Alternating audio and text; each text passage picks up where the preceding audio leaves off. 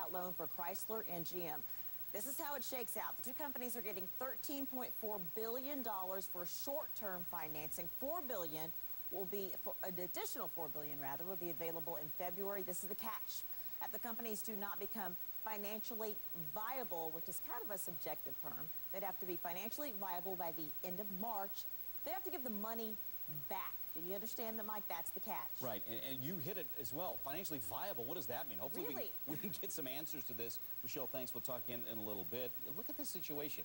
Is this really going to work? Credit market nearly frozen. Sales of auto sales in the U.S. At a 26-year low. I mean, are we at the point, I don't care how much money you throw at the automakers, is anything going to help stop them from going belly up? Joining me now to talk about this, the watchdog on Wall Street himself, Chris Markowski, radio talk show host. You can find out more, watchdogonwallstreet.com. Chris, $13 billion. We got $9.4 billion going to General Motors, $4 billion going to Chrysler. Is this going to make a difference? Is this a Band-Aid? What do you think? Oh, I agree with you 110%. It's basically a stay of the executioner. And you know what was interesting? Like early this morning, they put out the list of the best-selling cars in America. The #1 selling car in America, 27 years in a row, the Ford F-150. The #2, Chevy Silverado. So we got American car manufacturers making the two highest sold cars in America. What's going to change here? How are they going to turn this around? You take a look at this plan that was put forward. Mike, it's impossible. The UAW came out today. They said, we're not going to change anything. We're not messing around with our contracts. So I don't know. Unless something magic falls from the sky.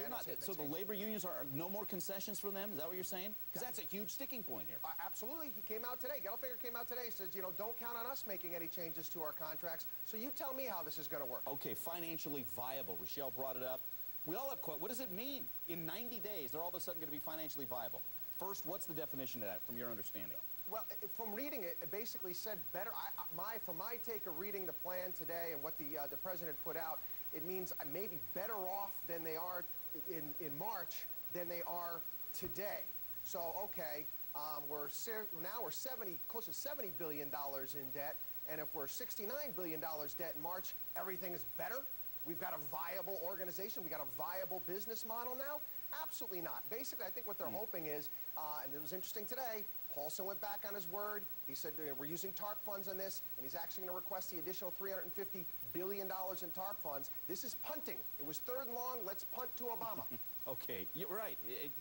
The part of this is political, isn't it? George Bush doesn't want this on his legacy, that one of the big three went down on his watch, right? I don't know if it's that. I don't know if it's just he's going to do something, maybe work with this going into the next year. I think it may be right. Maybe it's just, like I said, a Christmas day of execution. Right. Okay. How do you see this playing out? I mean, and we'll zone in on GM and Chrysler. How are they going to look by March? And if they're not viable, where are they going to get the money to pay back this loan? Well, the one good thing for the taxpayers is the fact that the United States, we the taxpayers, the money that we're loaning right now, the $13 billion, we're #1 on the pecking order. So we come ahead of the other bondholders. So if there was a liquidation sale, they're going to get their money back.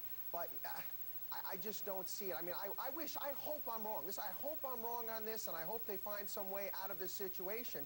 But the reality is, another interesting thing is the CAFE standards. They didn't make any changes to that. So Ford and General Motors and Chrysler have still got to go making cars that they don't make money on. Yeah, a couple points. I'm sure Barack Obama doesn't want this on his legacy either as he begins his administration. And I'm sure I speak for a lot of people. We don't want to see anybody lose their jobs. I think the question is this really the best way to go here? And hopefully it's right and people can keep their jobs and things can turn around. Chris Markowski, always great talking to you. Thanks for your insights. Merry Christmas. Yeah, Merry Christmas to you as well.